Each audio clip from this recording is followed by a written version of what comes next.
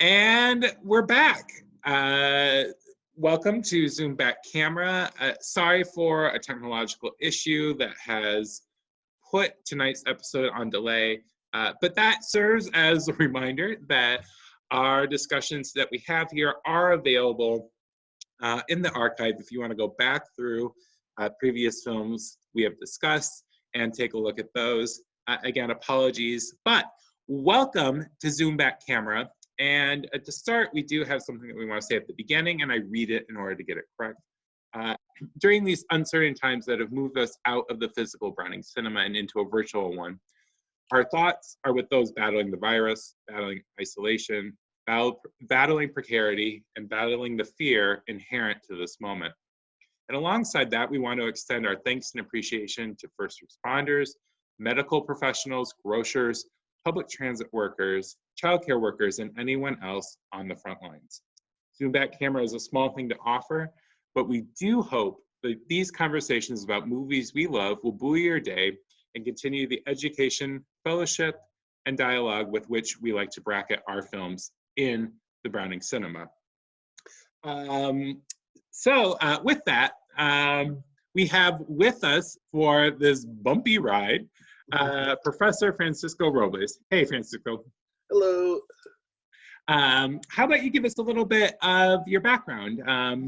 Of which field are you a professor? What do you work on? What's your focus? Yeah, so thank you for having me here. I'm pretty excited to discuss Thank you for curating The Dust, one of my favorite films. So so I'm an assistant professor in the English department at Notre Dame. I'm also in the Gender Studies program and the Institute for Latino Studies. So my research is on migration narratives in multi-ethnic literatures of the US. For the most part, I focus on African-American literature and Chicana, Chicano, Chicanx literature, or Mexican-American literature. And for the most part, it's all about migration. I also write on music and teach a lot of film. All of those ball up in this one, so it fits very nicely. Do you remember the first time you saw this movie? Yes, so actually it's a little bit strange, and I feel like my apologies is a little bit of a backstory. But so, long story short, I saw the movie for the first time in 2017 when it was uploaded to Netflix after it had been remastered. But the long story part of it is that I was reading about this film and Julie Dash's other films for about 10 years before this.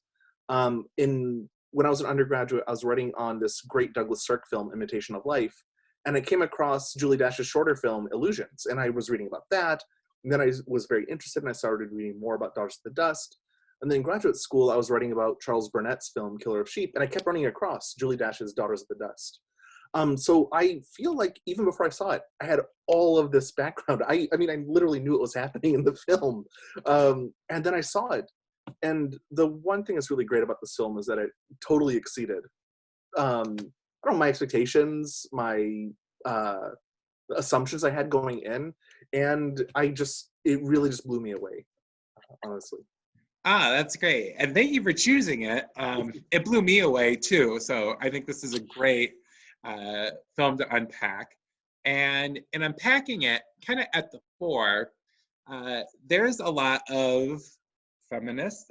This was, by the way, directed by Julie Dash, who you were mentioning, and is the first film directed by an African-American woman to receive theatrical release in the United States. Mm-hmm. And there is a lot of feminists, specifically African-American feminist thought that is in the air and synthesized and sampled in this movie. A quick checklist from you. If someone's interested, they like this film, where could they go or what informed it?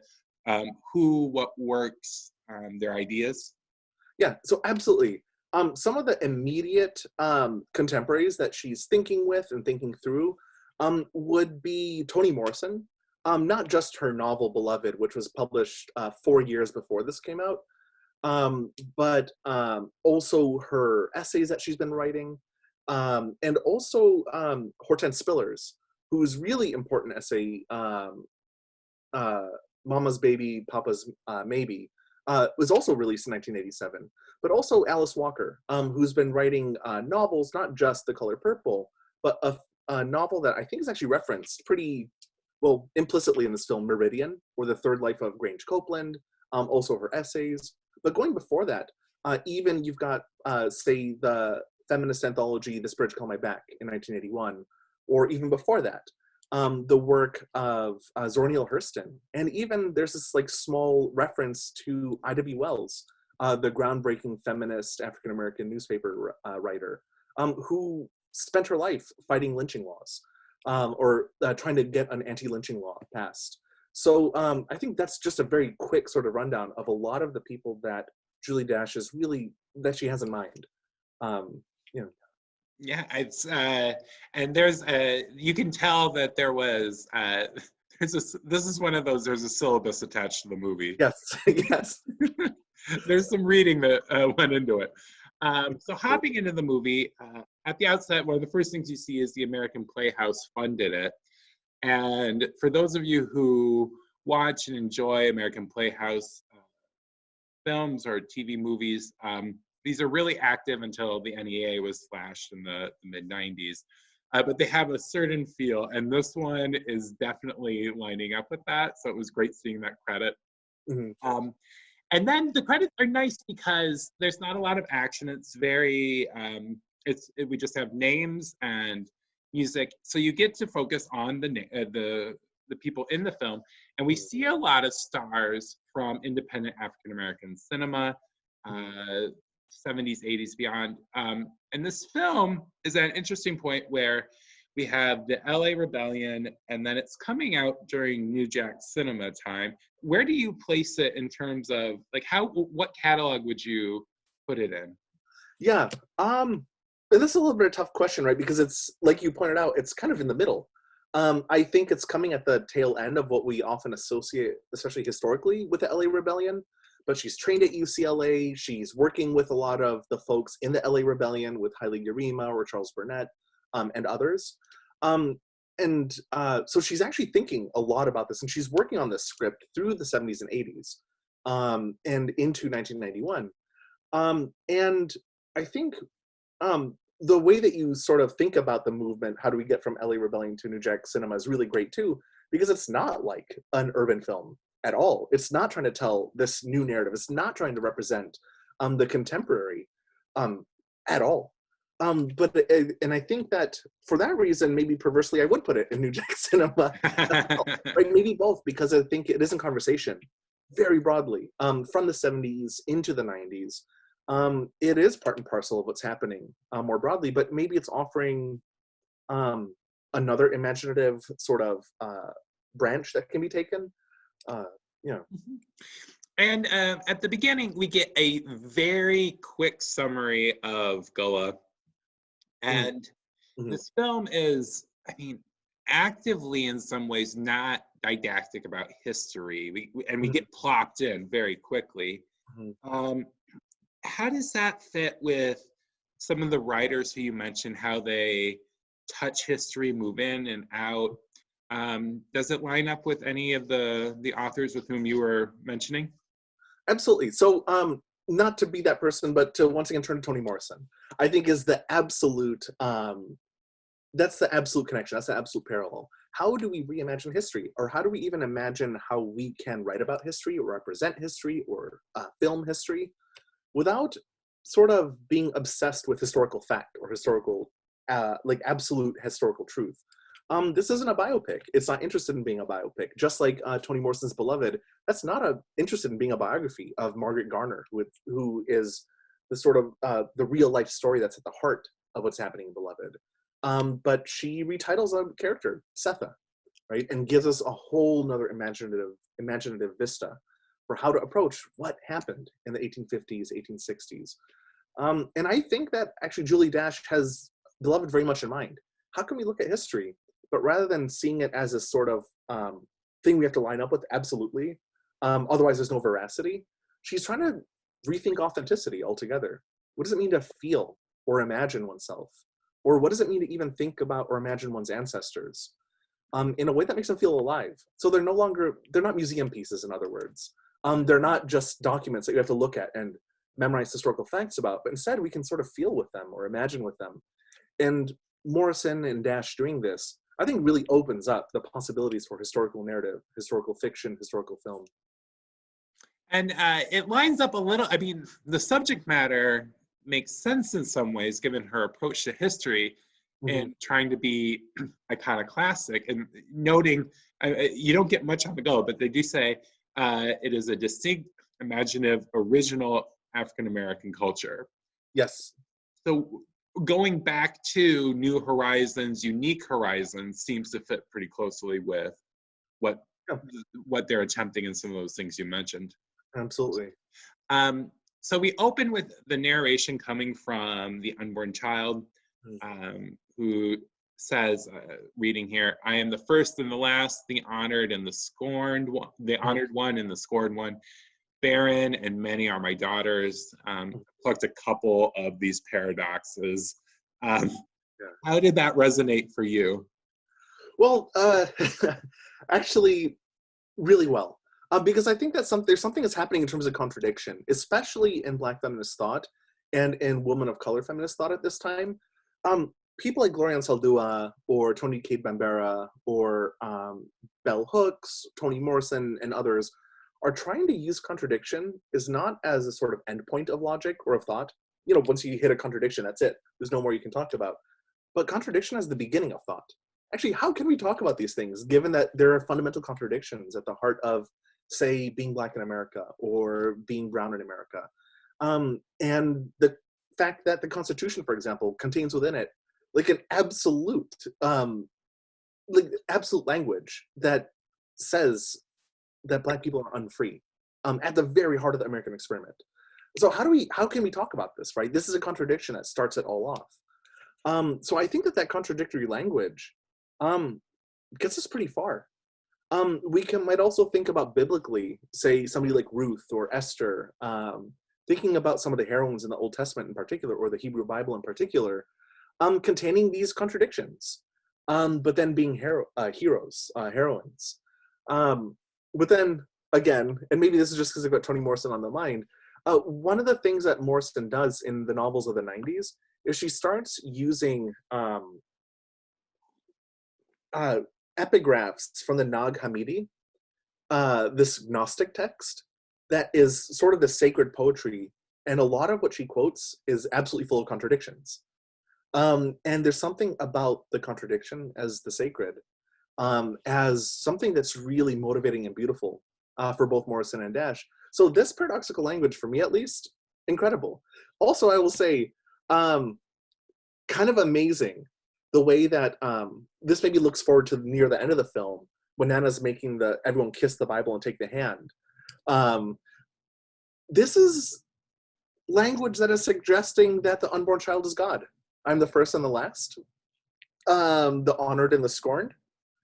I don't know. So there's something about this too, this sort of appreciation of the self or deification of the self that's at the root of this that I think is really important. Yeah, there's generally a messianic quality to the unborn child too. Absolutely. As someone who will be the deliverer of freedom. So, and getting into religion, we start with evening prayer, Yes. and fascinating start for a theatrical film. Like it's great. You just move right to it, Yeah. and we get some great looks. American Playhouse likes its costumes, and they deliver. In that boat, we got a Sneed with a pork pie hat. Mm-hmm. We got Viola with her cameo earrings. We have Yellow Mary with a cherry pie lattice bodice. Mm-hmm. We have Trula giving you some mustard seed, or whatever that color might be. Mm-hmm. Which look goes in your rowboat? Gosh, I think actually the cherry pie lattice bodice. It is truly incredible. Plus, there's the cameo on the front, the St. Christopher medal on the front. So she's kind of synthesizing all these things, plus that hat with the veil. You know, I'm here for it. Thank you, Yellow Mary. Yep, everyone's signing up for that. And we get very quickly grounded with both Viola and Yellow Mary as to where the character arcs are going to go. Mm-hmm. Viola espouses her belief that progress or culture, wealth, and education come from the mainland, and Yellow Mary has business to attend to and doesn't necessarily need to be, it doesn't want to be on this island. Mm-hmm. And then we move to the narration really kicks in with the unborn child saying, you know, my story begins before I was born, along with, you know, baby's breath and a cup and general just quilt porn. Guided by the unborn child narration. You mentioned a little bit what it could potentially mean as a device. Well, does it work for you? I think I know the answer to that, but how does it work for you? So, yes, so to both, it absolutely works for me. And how it works for me is this is Dash's attention to a longer spiritual history of Black diasporic philosophy, spirit, religion. And one of these is this, and it's a belief that's expressed several times throughout the film, but that the unborn and the dead, they hang out together. They're sort of in the same place together. This is something that contemporary writers have. There's a writer, she's a sci-fi writer named Nisi Shawl. She has a short story called At the Huts of Ajala. And it's a little girl having her hair braided by her grandmother who's telling her the story about how she is somebody who's born with two heads. And so it's a memory, but it happened before she was born. So there's something about this child guiding the narration, about that device being a sort of not only hope for the future, but also the child's determining how the parents can or cannot accept her, I'm sorry. And so there is this constant, I don't know, conversation between Nana and the unborn child. So I found it, I don't know, kind of inspiring to a certain degree too. Maybe that's what it's going for. You know, when a child is narrating something about the future, you're always, you know, at attention, like, oh, I had to pay attention. Oh, there's something optimistic. Oh, there's something hopeful here. But I think that Dash is placing this within a longer history of spirituality and philosophy. I think also makes it work for me a little bit more. And we continue on the boat ride, and we see Sneed knock all the fun out of a kaleidoscope. Any pleasure you can take, he's just gonna take it away by making it as dull as it could be. And he's really, I mean, Sneed is, if there is a clown in the movie, Sneed fills that role. Do you have a sense of what he is sending up or representing? Well, I think you kind of hit the nail on the head too. He takes the fun out of things. He is in many ways a representative of progress along with Viola and Yellow Mary. But also he's a photographer here to document. So like I was saying earlier, one of the things that I think this film is sort of knocking or pushing back against is this like need to capture history, to trap it in a box or to have it as a museum piece. And I'm sure we'll talk about it later, especially with the photography and the specific type of photography he's using, which is, it just won't work on a beach, on a windy beach, whatever. We'll talk about it later. But I think he's representing this sort of idea of modern knowledge and representational forms and media. And he's going somewhere where you actually can't capture these things on film. You actually can't see these things. And then, you know, the great scene when he's trying to take a photo of the men, and there's the unborn child. And he can't take a photo of that. And he, in fact, jumps out and looks to see what's happening and rubs his eyes. Is he going crazy?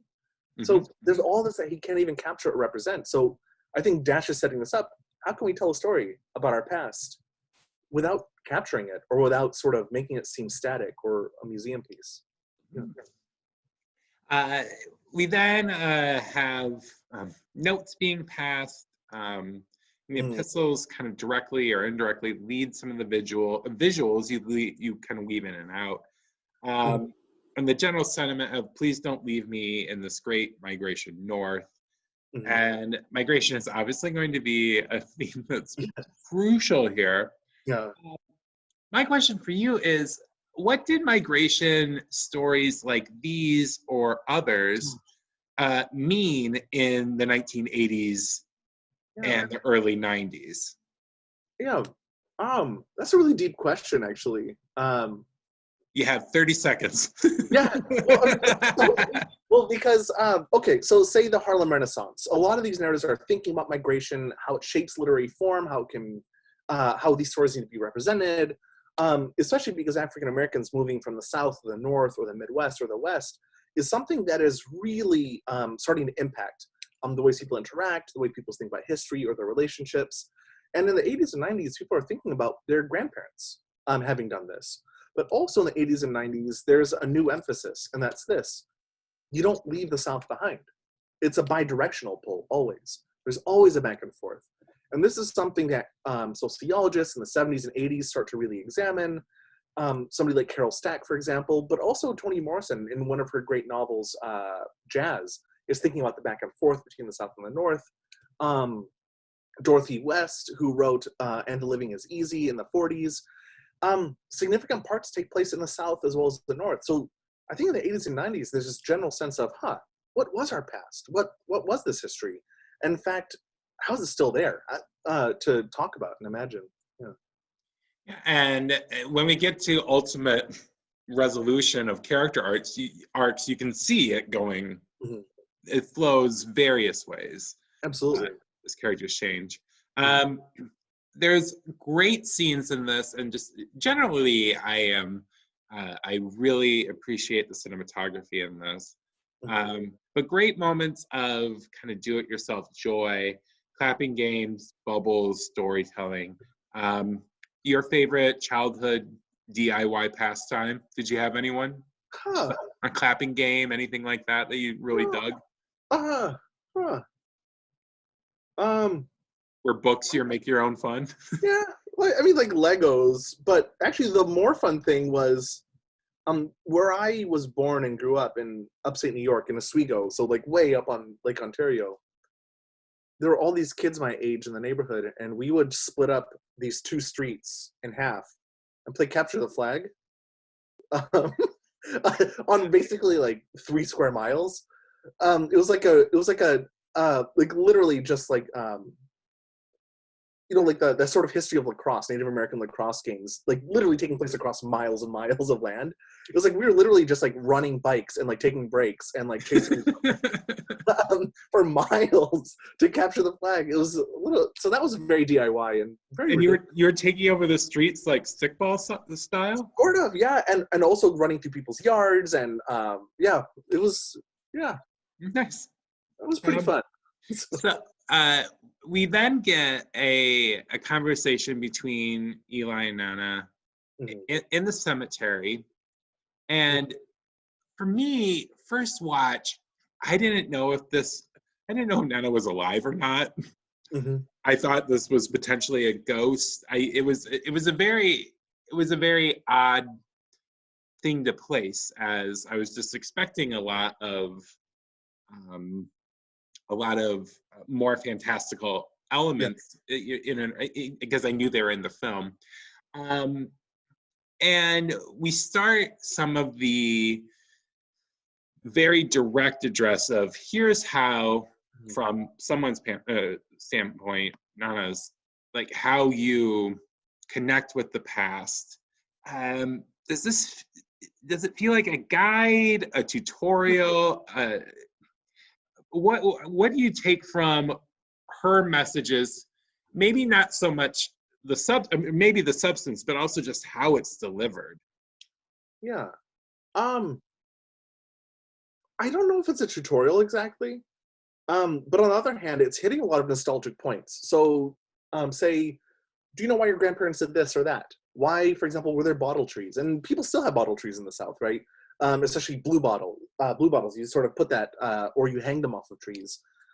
So what is happening here? Or the tobacco, right? That she doesn't chew because her deceased husband, who she's sitting by, doesn't like women chewing tobacco, she says, but she uses it and blesses it and gives it back to Eli in that moment.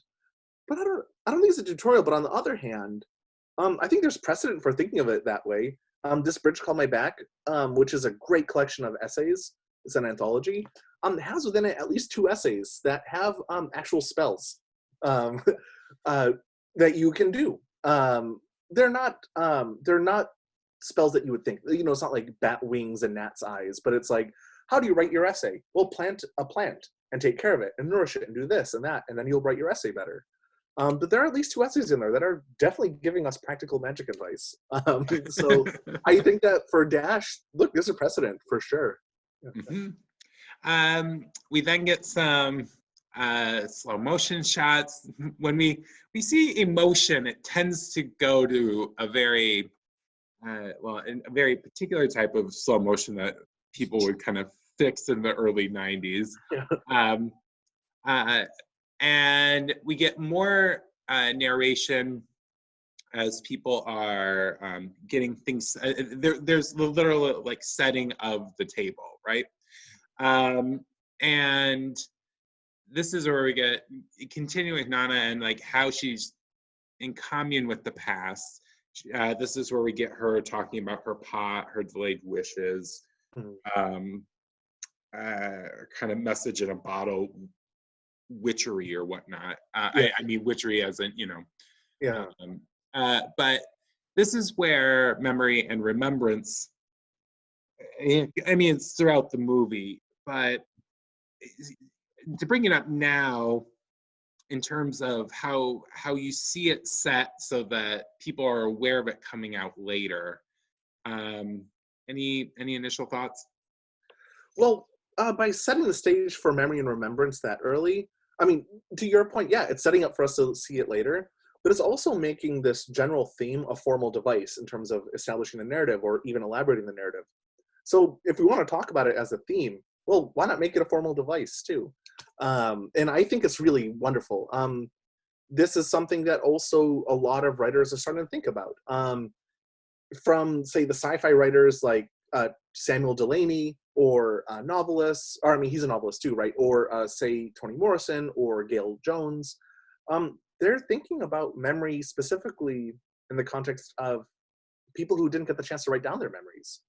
Um, so how do we talk about these things? How can we talk about what can't be forgotten and mustn't be forgotten? Yeah. We then get the family structure kind of unpacked. Mm. Eula and Eli, and what we see is that we have uh, obviously just a tiny sample, but still a very sprawling family tree and story Mm. that is, that Dash started with something much shorter, but then you can see this being unpacked into, a Netflix, 8-part series. Mm. Do you think that the runtime helps the film, or would you like to see more? Do you? Huh. I mean, it's not Roots, right? Yeah. And for better, for worse. Um, I think for better in certain ways. But actually, now that you're mentioning 8-part Netflix series, yes, let's do it. I This would be amazing. Are you kidding me? Like all the backstories you would get. Oh my gosh. Could you imagine hearing more about Yellow Mary, both in the northern industrial cities, but also in Cuba? Oh my gosh. Anyhow, back to your question. Yeah, I think that the runtime is actually perfect. Yeah. I think it feels really perfect. Some film reviewers, I don't remember who it was, maybe it was Roger Ebert, but somebody was like, this is like a less than 2-hour film, but it feels like 3 or 4, but that's a good thing. They say it doesn't feel like it's taking too long, but there's a sort of pleasure in watching it slowly unfold. And I guess we give War and Peace 1,200 pages, and how many characters are there? And I think like Julie Dash manages what Tolstoy took 1,200 pages to do in an hour and 40 minutes. I mean, not to like die on that hill, but on the other hand, here we go. Yeah. And talking about Yellow Mary, her and Viola arrive at the island, and there's obviously some tension from people who are coming from the mainland to the island. Mhm. And one thing that happens here is we see a quick appraisal of Yellow Mary and Trula's relationship, which has a lot unsaid about it, uh, both by characters within the film and just generally through the film. Mhm. Uh, do you appreciate the approach Mhm. toward this particular queer relationship? I really do, because I think it helps Yellow Mary also in terms of, say, developing the narrative and the character, be defiant. because she knows what people think about her. And there's Hagar and others calling her shameful, a hussy. They call her a heifer. They say that, isn't she ashamed to be here in front of all of us? All that yellow wasted. Yes, right when Viola says that, my goodness. And that to me was actually one of the biggest hints to its queerness, right? Because there's this idea of, colorism, which Alice Walker talks about in the 70s and 80s and beyond. But this sort of self-policing hierarchy in which the lighter skinned you are, the closer to whiteness you are, the more privileges you should get, right? And so Walker's denouncing this. I think here, Julie Dash is adding in her argument. Look at how this is even being used to say something homophobic, right? Look at how being wasted because she's not reproducing. But then we get so much more of Yellow Mary's backstory, and you see how traumatic I think a lot of her life has been. But I really love the unspokenness. And also just lets it be part of that bigger tone poem feel. Here you've got Trula, who barely speaks. Does she speak actually? But no, she does a couple of times, right? Here and there. Yeah, but mostly it's a sort of beautiful connection that the two of them have. That is just part of the cinematography in a lot of ways. Mm-hmm.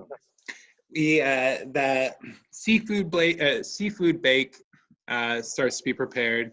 Mm-hmm. I love that outdoor kitchen. I, particularly being in the house a lot, I was like, I just want an outdoor kitchen right now. Uh-huh. Was a little bit nervous about some of the obviously very skilled but pretty carefree knife work. For you, what's your favorite communal kitchen meal prep ritual? Is it a holiday? Is it a particular meal? Yeah. I think there are two actually, but they're both very communal. One of them is menudo, this one Mexican soup made with cow stomach, to put it lightly, to put it very straightforwardly. Exactly. But you usually make it in giant pots. And another one is tamales, which is often a Christmas thing, but in my family, we don't always do it for Christmas, or we're not always together for Christmas. But when we're together, we at least make some. That's really fun. You just kind of pass them down and make the tamales. Mm-hmm. I love doing that. Yeah. That then segues to Viola preaching, and it's a nice focus on the audience around her. For example, we don't see through Viola's eyes. We are identifying with the audience members that she has, with whom she's holding court. Mm-hmm. And definitely taking the mainland as the promised land, the Holy Land, the notions of new life being available over there. And knowing that this is impending, in some ways it's just sweet that she's prepping them. Mm-hmm. But the take on Christianity, either tied to education or establishment or upward mobility. Mm-hmm. Thoughts on how the film, if it's skeptical about this, how it's trying to frame it, and again, either in the moment, because it's we are dealing with topics in two time periods or across the broad history, but what it's saying it for the 80s and 90s. Yeah. I think you're right. It is skeptical, but also realistic, right? I think precisely as you said, she is prepping the kids. But then the film is ultimately very skeptical. I think it sees Viola and what she's doing as a self-denial. And I think this gets to the moment when she breaks down closer to the end, right? Which I'm sure we'll talk about. But mm-hmm. when she has it sort of like breakdown, and she says, we're not supposed to, right? We're supposed to die. We're not supposed to do this, right? We're not supposed to die in particular. Yeah. Well, but we'll get to that, right? Yeah. But I think that it very much, the film's very skeptical of it. And I think you see multiple scenes of the Christians in the film being dismissive of or rude to people of other faith traditions, whether it's the spirituality that Nana contains or whether it's Islam. Like, there's actually some pretty straight up bigotry going on. Like the baptism procession, for example, that gets really angry at a guy because he won't go with them to get baptized. Mhm. Yeah. So Mhm. I think it does set it up that way. It's pretty skeptical, I think Yeah. the film is ultimately. And we see the Nana and Yellow Mary uh, connecting. Kind of no surprise that their spiritualities or they would sync up in a certain way. There's an obstinance to both of them. Not that Viola doesn't have that, but they seem more like kin. And we see that Sneed is also going to be we get the beginning of really the documenting of the photos. Mhm. Um, thoughts on, you touched on this briefly, but thoughts on him? Would you let him take your senior photos? I think he would, mostly because he wears spats really well. Uh, and Colored that pork, spats, like yeah, good punch. absolutely, and also that pork pie. So yes, I think I would let him do it, but I wouldn't let him do it with the camera he's using, because I also don't want him to set his hand on fire, as he's like blowing up the sulfur. Like I just don't want to see it happen. Yeah. So I don't want to be that responsible for that. Yeah. Reasonable self-concern. So when Trula and Yellow Mary and Eula have their conversation in the tree, Mm. are they getting stoned? Is that the Yes. And there's also a hint because they mentioned ganja very specifically a couple of scenes earlier. Oh, Uh, okay. I missed that. so Okay. I'm fairly, yeah, they're getting stoned. Yeah. Okay, got it.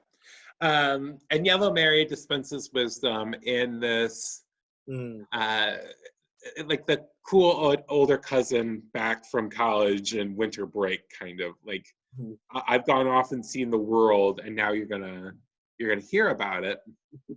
And this is a couple of great lines I just wrote them down real quick is her talking about as to why she wouldn't be there. She doesn't want to see her reflection in muddy water. Mhm. I thought that was great language.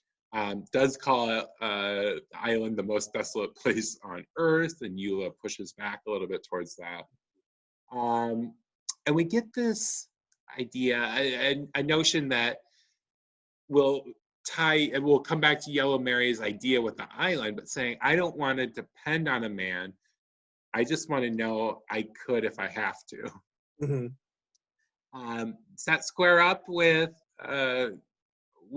any texts that have been mentioned before or thinkers or Um, Not that it mentioned before, but Henry James actually. There's a lot of Henry James Boston marriage energy there with like, yeah, I'll have a man to depend on, but ultimately my like, I'll cathect elsewhere. Just to put it simply. Yeah. but one thing that I mean, you do see her softening because she'll talk about, oh, they have gumbo on the mainland. They just can't do it like they do it here. Yeah. Are you snobby about any food? Not because it's better or worse, just because it's not the way it was back home. Do you have anything?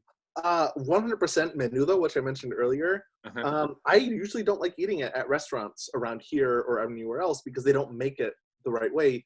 And this is disgusting, but they don't use the right stomach to make it. Because, cows have multiple stomachs, so they use the wrong one here.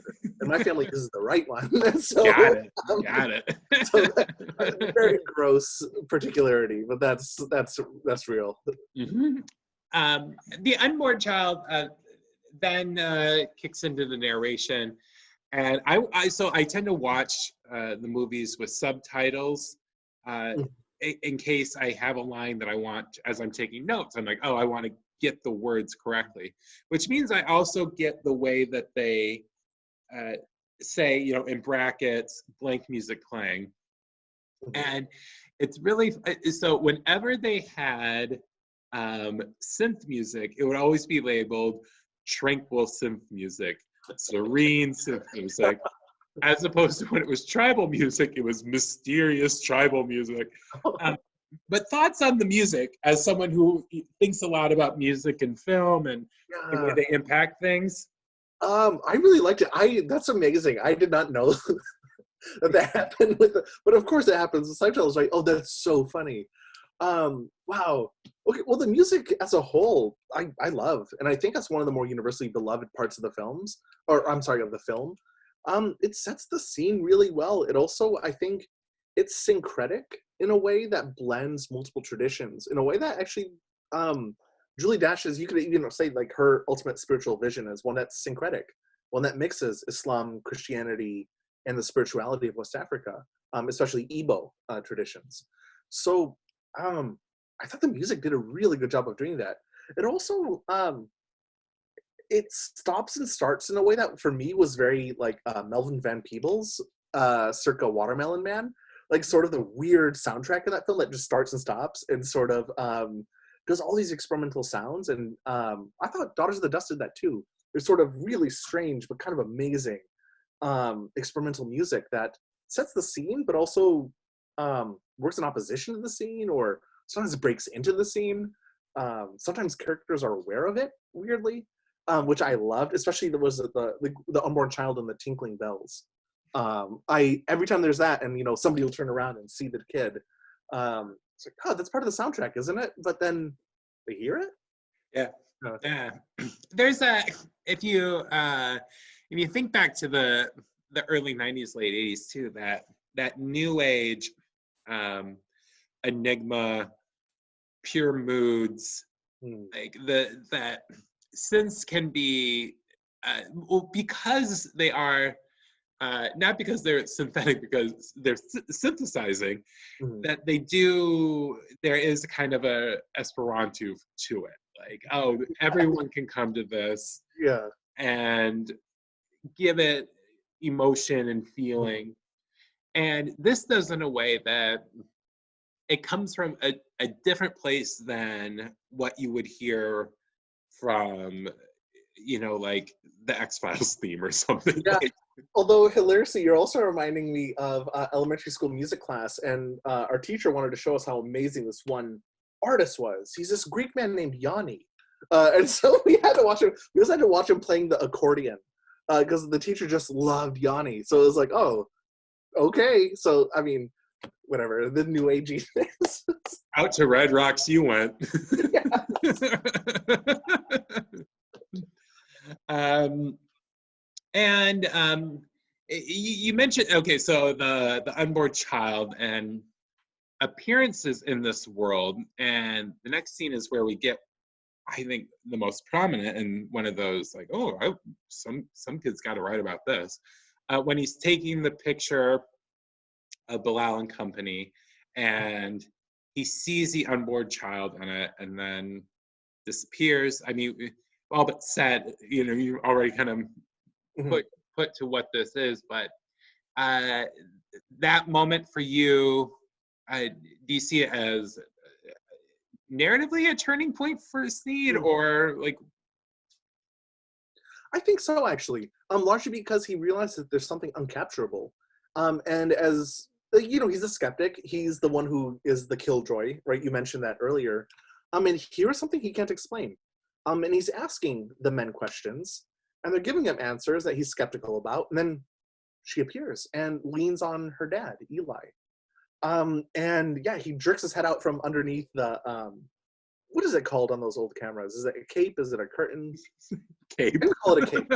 So right, he leaps out from behind the cape and then looks and then like rubs his eyes. And I do think that narratively that is a moment. You can't believe your eyes. And I think that that's a very important point in this film. You can't believe your eyes. That's not the proper way to approach or appreciate history. Yeah.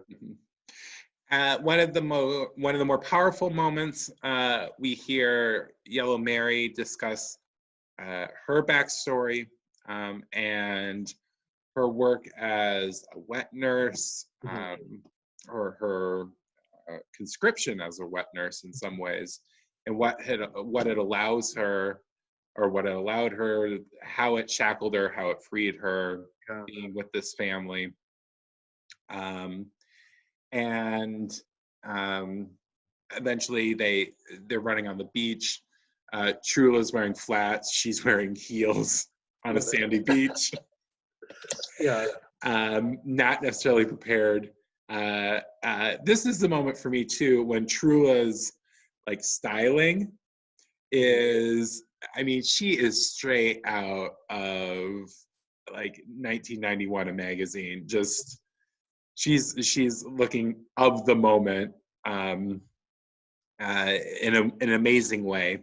But this would be a good point. Trula, just the silence of Trula, how she how she's reticent to join the world. I was surprised. I didn't have a great thought. And some of what you've been saying placed it, but this reluctance from engaging. Mm-hmm. Did you have any big hits? No, but I get the magazine model thing too, because I think to a certain degree, maybe this is one of the interesting things that's happening in terms of cinematography. How do you even use characters as parts of the landscape in a way that isn't objectifying? Maybe it's not objectifying in the way we think of it as objectifying. But how do characters and the landscape or in the background become part of the cinematography? I think it's pretty cool to think of it that way, right? Not as always moving in opposition to, say, the studio or in opposition to the background, but it's absolutely part of it. And she's definitely a part of that, right? She is so interesting. And she's very mysterious, right? She doesn't say very much except to sort of she like corrects Eula's pronunciation of what was the word? Nova Scotia, right? Nova So Scotia. she says Nova Scotia to her, and like a couple of other things. Mm-hmm. But I don't know. I think to your point, yeah, I don't quite know how to place her. Which is why I think I had so many notes on her. Because Yeah. you're transfixed. I mean, she's gorgeous. Mm-hmm. And they shoot her beautifully, and they often shoot her in this way that because there is no supplementary information other than I'm wowed. Like there's no insight, then you try and map it onto her. And actually, to your point earlier, the film sets it up. So she's wearing yellow. She's got a really bright red lipstick. I assume Yellow Mary was Trula at the beginning, just because of the outfit. I think, right? And so the film, I think, sets up, and with Trula and Mary also laughing at Viola and Sneed and us, sort of. And that goes back to the earlier point you made about what do you do with this family saga, all these narratives. And, well, it's almost like laughing at us. Like, well, you probably made that mistake too, everybody. But this is Yellow Mary, right? Yeah. Yeah. Then back to the meal as it's being prepared and the wind is kicking up. We start to see, not that we haven't before, but we see more masculine and feminine spaces being defined. There's cooking, there's Mancala, and Viola teaching how to sit in a chair in a very ladylike fashion. And then we get a great scene with that all of this kind of pushes toward with Ira and Bilal wrestling.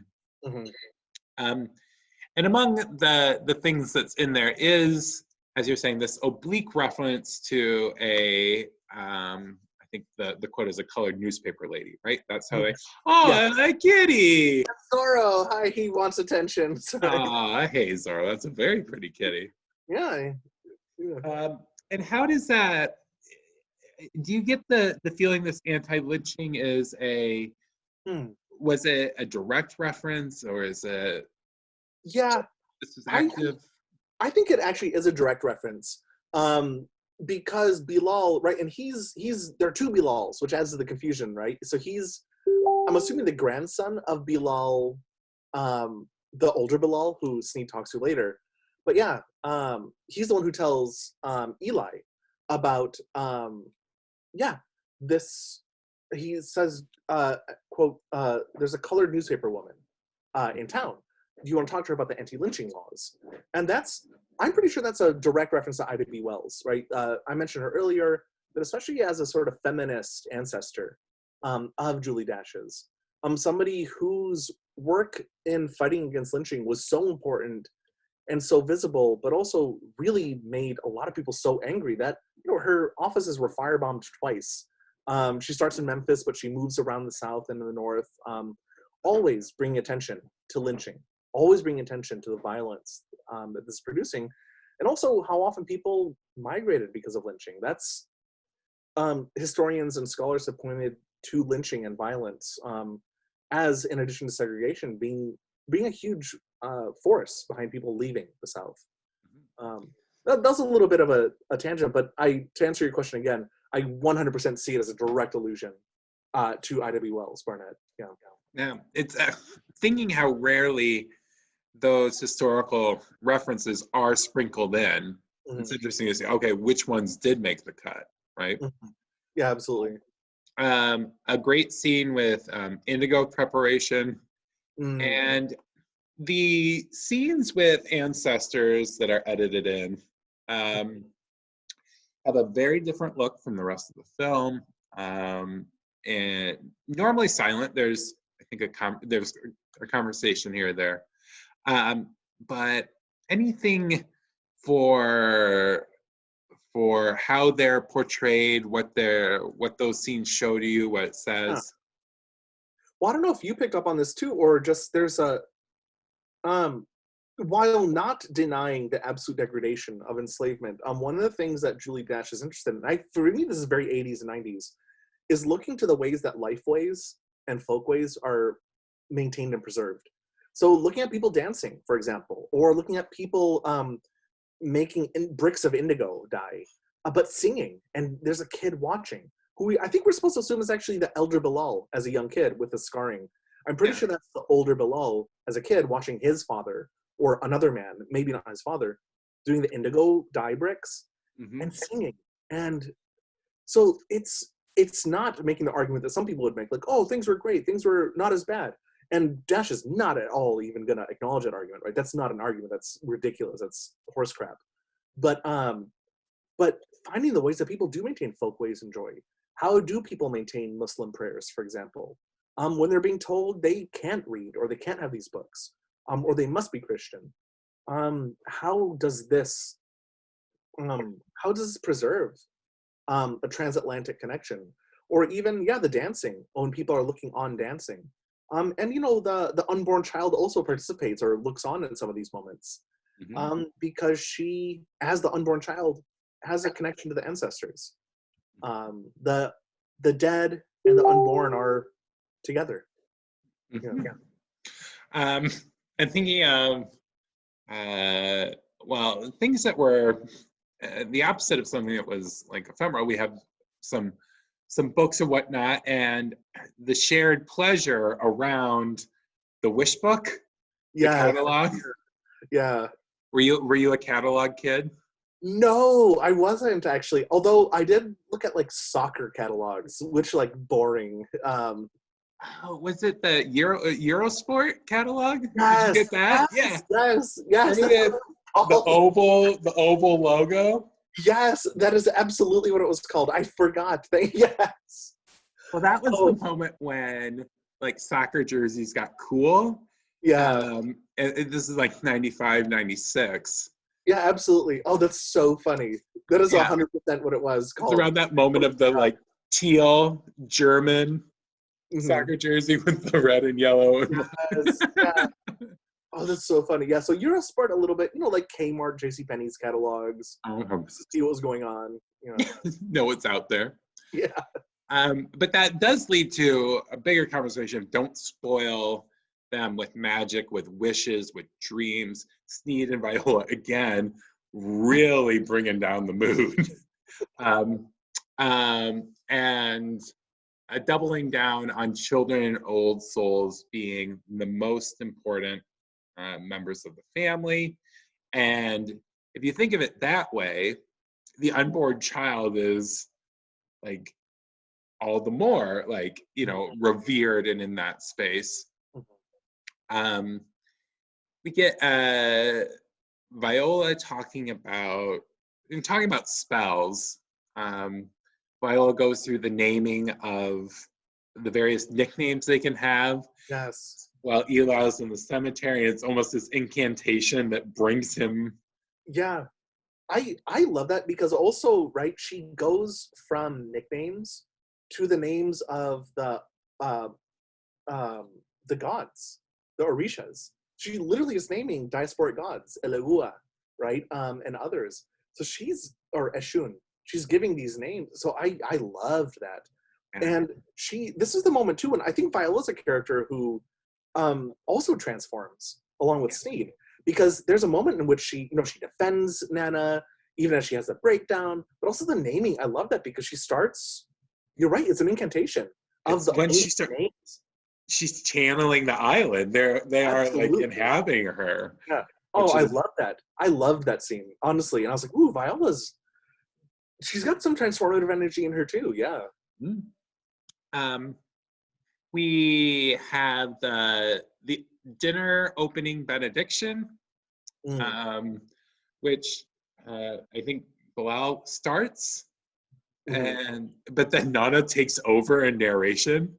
Hmm. She was like cuts them out. She's like, okay, here's some other your addenda to what you're gonna say, and talks about the role of people who keep family trees, Yeah. because otherwise people could be forced to inbreed if the story isn't told or known. And we've had a lot in this series that looks at humans as the safes of knowledge, and Mhm. the imperfections, either because they can share it or because they won't share it well, or the positives of it. Yeah. Um, and that's followed by the not the text, but the turtle with the paint like on it. Yes. Like, Hmm. oh, this can be reproduced in various. Everyone can find a turtle and some paint. You don't need the same turtle. Hmm. So the focus on at this moment, uh, uh, the oral tradition, roughly. Hmm. Um, is that something that you had particular thoughts on? Anything hit for you? I really like how Daughters of the Dust does it. The sort of idea of the griot, the storyteller and historian, who contains the community story, not just their own personal story. It also, I think, sets up the film. Is this a sort of griot-like text in which Daughters of the Dust is containing history? Is this actually the proper attitude towards documenting or representing history versus, say, Sneed's? Sneed's initial idea, because I think Sneed then becomes like a full-on convert pretty much, Yeah. honestly. But yeah, the keeping of the knowledge. It's also Samuel Delaney said this in an interview he did with Mark Derry, as part of this is the Mark Derry coined the term Afrofuturism, and in this essay he's interviewing Samuel Delaney, who he calls like one of the most preeminent Afrofuturists of the day. But Samuel Delaney offers some very important correctives. He says, no, stop talking about the future, stop making it about this, Mark Derry. I want to talk about the past. And he says one of the most important things about the imaginative self, especially in African American literature and in art, is imagining a history, one that's been literally stolen. The first thing you do to commit genocide is to deny historical grounding or historical relevance. And Delaney keeps pushing back against Derry. He's like, you want to talk about the future, you want to talk about science and technology, but why don't we talk about technologies of accessing the past, or the griot as a technology, or memory as a technology? And I think Dash is very much aware of what it means for the self to be part of this new techne of imagining the past. Um, yeah. Oh, that was long-winded. Sorry, but No, it wasn't. I think And it it's was incredible. fascinating. One of my favorite parts of this film, honestly, is the way that scene comes up. And like you mentioned, actually fairly closely on the heels of Viola producing this incantation, which shows that she knows a lot of this. She is aware of so much of this. She can't deny it, even as she tries to. Yeah. Hmm. We then get the generally the Ebo Landing story, Mhm. one of two pretty big Eula monologues, and with these totems. Would that be the word? Totems or Right? Statues, totems, yeah, yeah, absolutely. in the water, that both, again, sticking with some of the paradoxes, have this heaviness to them, but yet also a Hmm. buoyance. The um, this is also where Eula really starts finding her language too, and holding her child. I mean, it's you feel like the communication is moving to the unborn child, but the take on the Ebo landing story, which comes, I mean, pretty later in the film. It's not foregrounded. Yeah.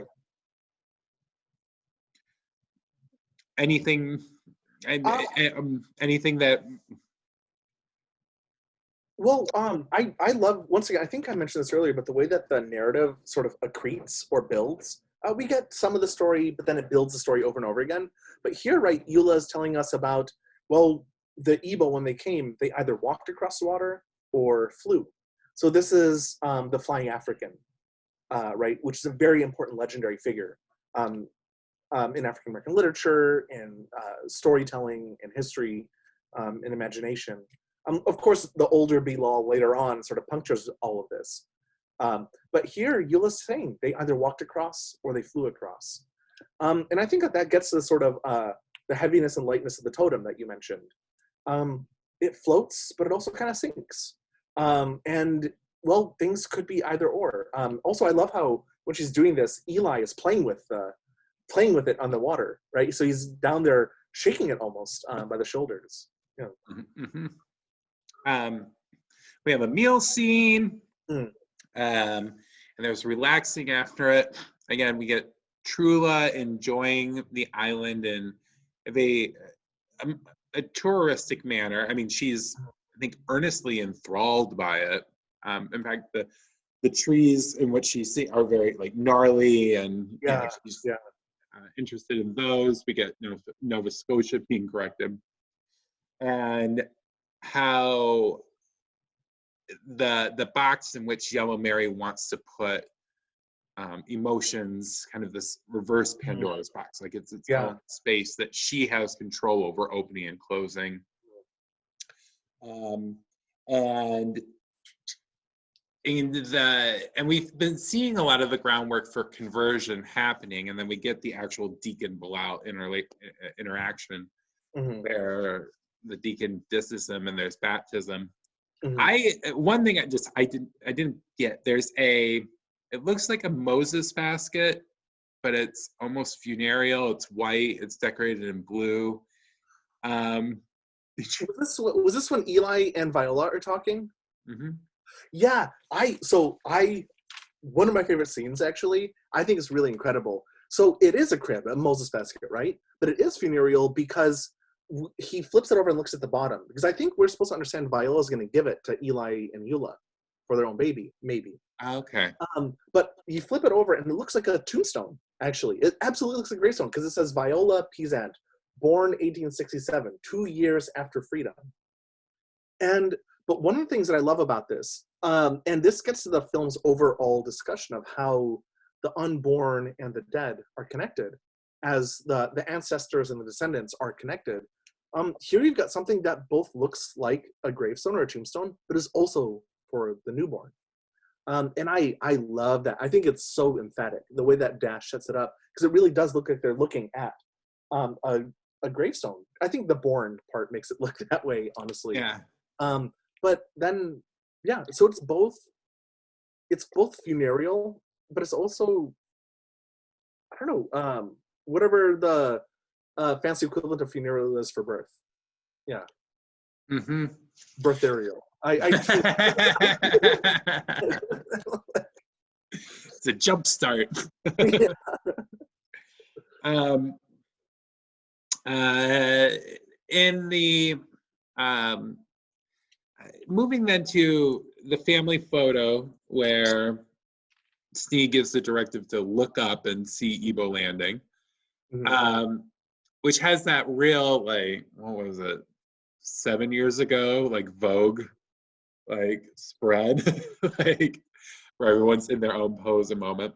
And now we start to see the run up of people's emotions as the time to depart is more imminent. And we get a lecture from Nana that is emphatic. And Hagar, who we really haven't discussed that much, Yeah. starts to find her space. It's hard to define her where she fits in, because it Yeah. seems like there's quadrants, and she's somehow like on a slightly different plane. Yeah.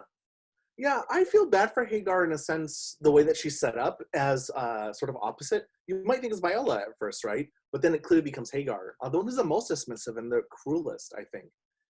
The one who is the most dismissive of Nana and Bilal and others. But I think that she also does have a precedent in literature. And one, this is the not widely read enough novel by Dorothy West called Living is Easy. The main character, Cleo, is a really hard woman who's very toughened, who knows she's got to do what it takes to survive. I think Hagar is within this archetype. Look, she's going to be the person who takes Nana's place as the head of the family. There's no question. She's going to be the head of the family wherever they end up. And I sort of have this admiration for that. But on the other hand, look, the film does set it up. She's a jerk. There's no way around it. So, I mean, not to she doesn't need recuperation. In fact, if she were a person and I was trying to recuperate her, I'm sure she would tell me she doesn't need my help at all. So, I don't know, interesting, right? But also Hagar is a really important biblical name that is often used. So another literature connection, there's this great Edward Jones novel it's a short story collection called All Aunt Hagar's Children. And it's set in Washington, D.C., but thinking about Hagar as a biblical name, but also, I don't know what it signifies, which at this moment I can't recall. But yeah, I don't know. I think Hagar, tough to love. Yeah, a little the horrible. Yeah, the horrible. Yeah. And her, I mean, some ways, well, we'll talk about Iona toward the end, but you see her through that. But we then get this scene where Sneed comes to Bilal to talk, and he does like the really lame thing of trying to talk to him in French. Yeah. And then Bilal shuts him down. Even though, I mean, there's that moment of, oh, it was nice to hear. Like, I haven't heard that in a while, but I'm going to explain to you the Igbo death through English. Yeah. The language I learned. And he has it ends, I mean, the summation of it is, woman is the sweetness of life. And you cut to this picture of Trula appearing, and you assume it's, they're like looking to go to her, but Trula is actually coming to comfort, or be, because Nana needs comfort. Nana needs comfort. That's how did you, as a conversion story, or the summation of the conversion story for Sneed, like what were what struck you most in that moment? So this is something that the film at the very beginning sets up when Sneed lectures Viola in a very smarmy voice. Well, the United States government outlawed the taking people from Africa and bringing them to the U.S. So he lectures her, right? That can't be true. There was no transnational slavery, he says. And they know that that's not the case, right? And there's a story about the ships off the islands. And Bilal finally punctures Sneed's bubble and says, I was one of the people on this, the Wanderer, right? That last ship. And it was way sooner or way closer to the Civil War than was legal or allowed. But that was there, but is convenient to ignore. And Sneed hears, and I don't know, he takes on an attitude of absolute listening. I think it does signal that absolute conversion, that final conversion of his towards somebody who realizes he can't quite capture. He becomes the zeal of the newly converted, right? He's the one who later on rushes up, kisses the butt, all this stuff, right? Yeah. But yeah, for me, that was a really important moment for the film. How we're supposed to even react, how we're supposed to see this story that has been kept alive, but that hasn't been written about yet. Um, we then get some important moments where young Mary uh, parallels the island to her thought on men. Um, doesn't need an anchor, but it's nice to know she could have one. That's Mhm. the spirit of the island, and we'll see how that shifts. And then we get one of the biggest moments in the film is Eula's monologue, where she speaks about demands, really honesty and humanism, and acknowledges scars that are worn for protection, Mhm. and really brings everything to the table for rediscussion. Mhm. Um, and a lot of this is about trauma and pain and how they're passed intergenerationally, Mhm. despite various defense mechanisms, or just natural, um, like physical defense mechanisms, like migrating, getting out, or armoring your psyche and not allowing people in, or not telling truth. Um, the way it's handled here, A, did you like it? And B, um, how is it unique, or how is it in a similarity to things that you've recognized in your reading? Um, I loved it. And also because Eula finally gets the voice to the rest of the family, right? She's been talking to Yellow Mary and to Trula. She talks to Nana. She talks to others. But this is also the moment when she and Eli heal. Um, Already the unborn baby has run into her stomach, right? We saw that earlier in that great 90s blurry slow-mo, like run into the belly. Um, I love it.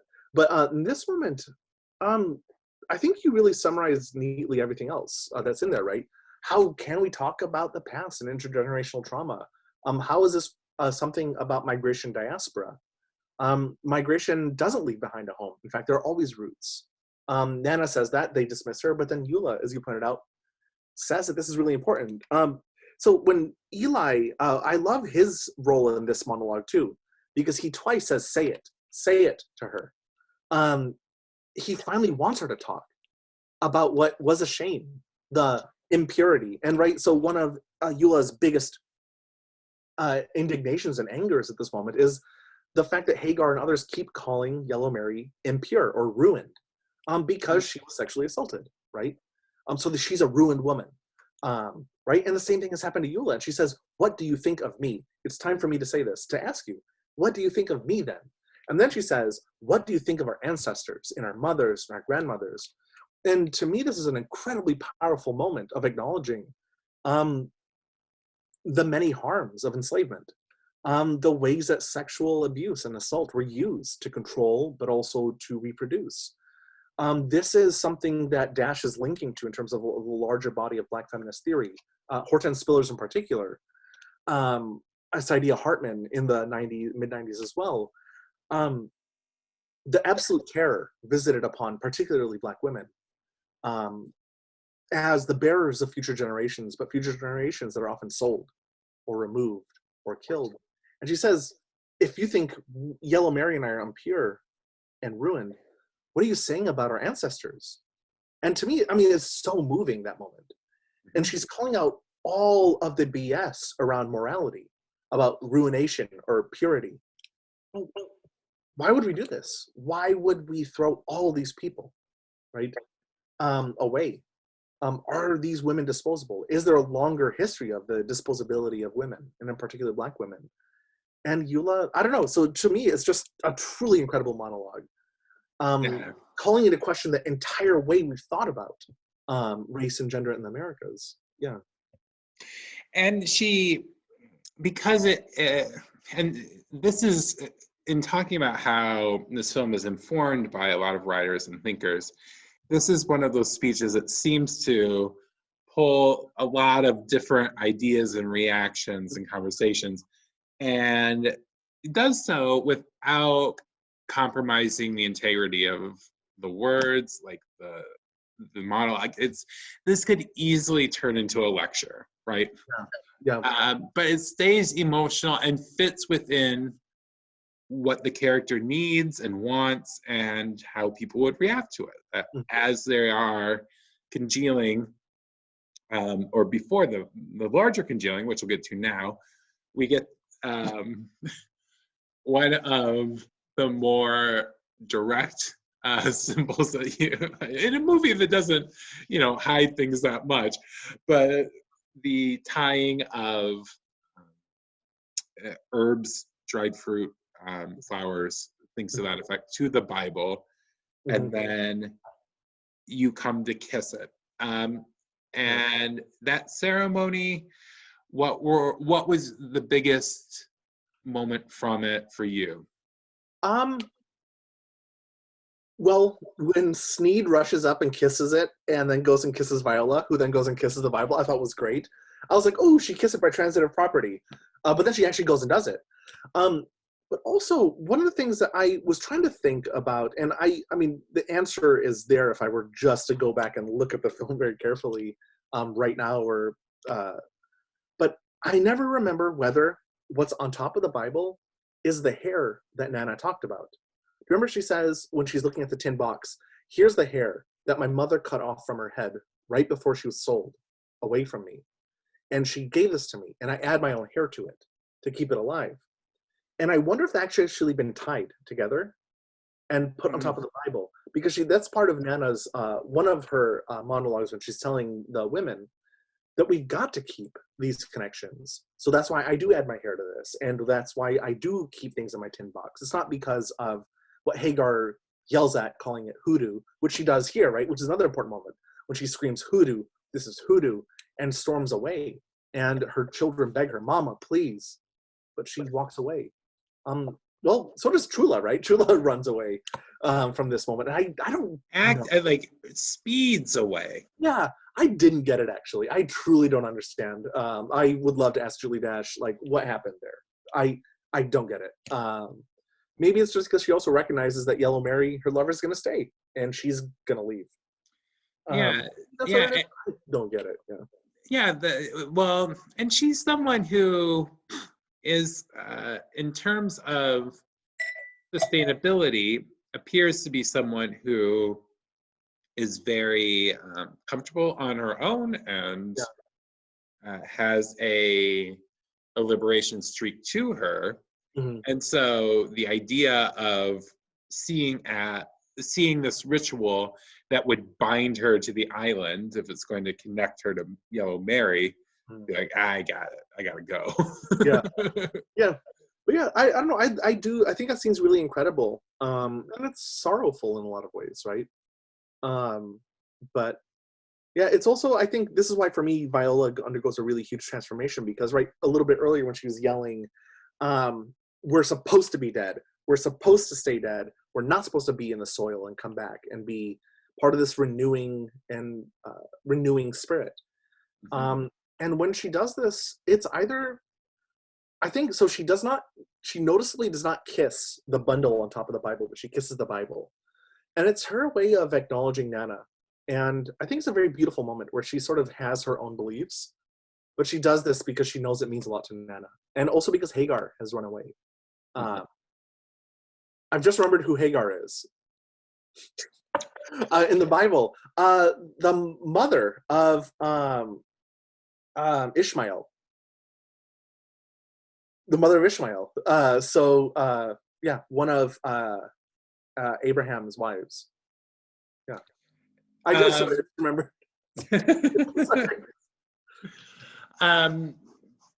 Then the final exit, we have not spent a lot of time with either St. Julian or Iona, yeah. Sorry. And we get that he comes in on the horse. Yes, Fabio energy. Oh, I love it. Yeah. And she pops out, and it's a tertiary plot line. Yeah. But I think it does show I think there needed to be something about moment decisions that are going to be made in very vital or quickly made decisions in vital moments. Yeah. And sometimes they were slapdash plans. And but also, that to me is one of the most significant scenes in the film too. I mean, I keep saying that about so many scenes, but because going back to one of the moments that you touched on, remember Viola's giving the names and nicknames, right? So we already talked about this, but Viola gives us the explanation of what Iona is. It's not the island in Greece, but it's a sort of synthesis of I own you. And importantly, Iona runs away from Hagar, who's trying to, in many ways, control her or own her. right. And I don't know. So I love that moment. And especially, it's one of the ways in which Dash is really incredible at connecting all these narrative lines and moments. And this goes back to Viola and her statement about the names and what Iona means for the people in the islands. And yeah, Hagar, who was in control, who seemed to be so self-possessed, has lost one of her daughters to the man St. Julian lost or last child, the last child, and they go off. I love it. Anyhow, heart-rending scene, heart-wrenching, but we're good. Yeah. And we have Nana remaining, Yellow Mary. A very unceremonious goodbye to Trula. Yeah. And Yellow Mary is also, she's undoing her hair and braiding it. Possibly like Nana's at some point, doing the smaller braids, but also she's wearing a different colored dress, which I was like, oh, full on conversion. Yeah, she is going a different path. And the boat heads out, and there is a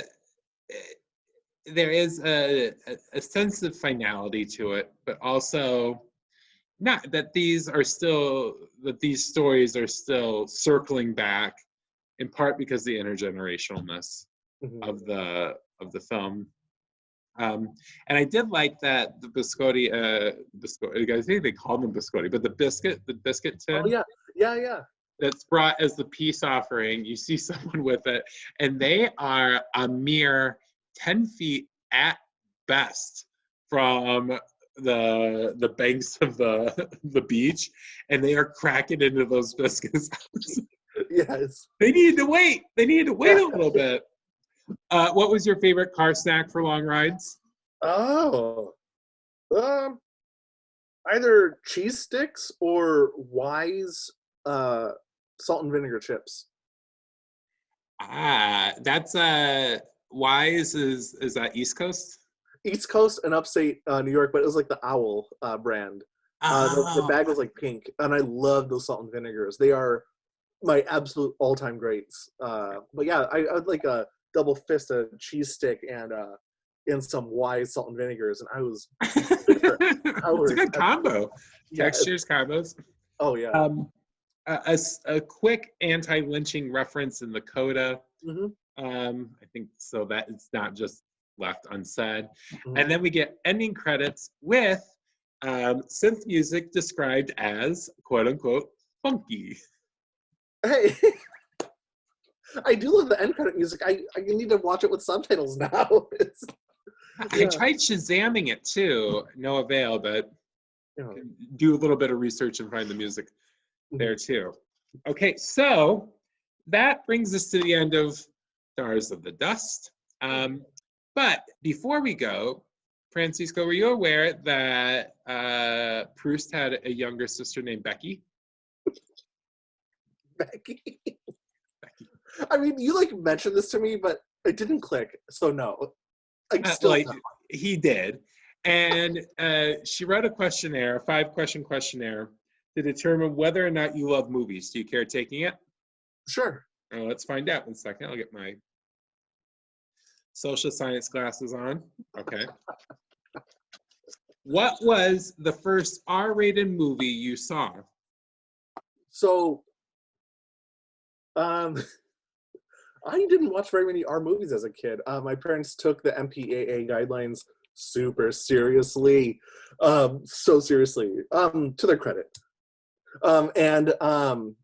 But I actually think it was The Matrix, honestly, but like on television. So I was with my cousins in Pacifica. We were watching on this Pacific, just out of San Francisco, and we watched The Matrix. And my dad was like, "What is this?" And we're like, "It's The Matrix." And he's like, I've been wanting to see this too." So he let me and my little brother watch it. I was maybe 13 or 14 at the time when I saw that. So yeah, but on TV. Oof. 99. Yeah. Okay, movie you would be compelled to buy, even though you may already own a copy of it, if you found it at Pickers Paradise for $2. Um, compelled. Elvira, Mistress of the Dark, because more people need to see it too. But also, actually, probably Star Wars Episode 4, especially if it was before it got ruined with the CGI. Nobody wants to see Jabba in CGI. Like, right?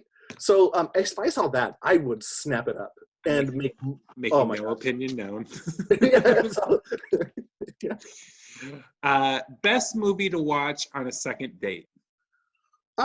So Flesh by Andy Warhol. Speaking from experience. So that's a litmus test. Enough said. So, sub question to question 4. What is your favorite pizza? oh my god! Like, should I have to tell you the brand or no? Just topping. Okay. So I won't shame myself here. As many olives as possible. So like, black if I could green, canned green, canned black, but also Kalamata, whatever. Throw it on there. Maybe if you want some garlic on there, but as much olive as possible. Olive pizza. Yeah. And the best movie to eat an olive pizza to while sitting on the couch. House of the Devil, but before she orders the pizza. Sorry. It's pizza. Literally every single time I watch that film, which I've watched so many times at this point, I'm hungry for pizza. I always order pizza. But before she orders, do you know what yeah. You can sync it up. Yeah, but really, like when she and Greta Gerwig are eating together, before she goes to babysit. Okay, last question. You are 10 years old and receive a screener from the future. What movie most blows your mind? So if I'm 10, that means The Matrix still hasn't come out. Possibly The Matrix, actually. Because it really Matrix Reloaded? Yeah. Oh. Who knew you could ruin a series that thoroughly? Maybe not. But maybe The Matrix, actually, again. But then, so thinking about it a little bit more, there's some other films that blew my mind.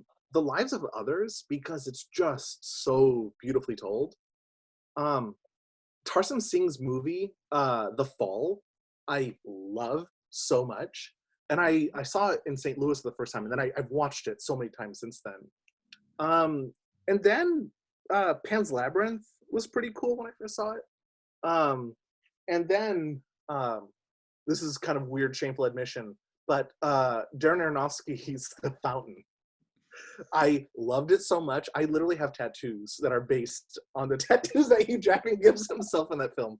Can you imagine 10-year-old you would love that movie? I would love it. I'd be like, are you kidding me? You can pretend like using a microscope is a star, like can give you stars. And also you can tattoo yourself? What? So, yeah. Heck of a thing to learn when you're 10. Well, 1 second, I have to calculate, carry the 1. Turns out you love movies. Yes. Hey! And we absolutely loved having you and Zorro on the episode of Zoom Back Camera. Yeah, well, thank you so much, Ricky. I love doing this. Hey, thank you very, very much. Thank you so much. Okay, have a great night, everybody. Bye. Bye-bye.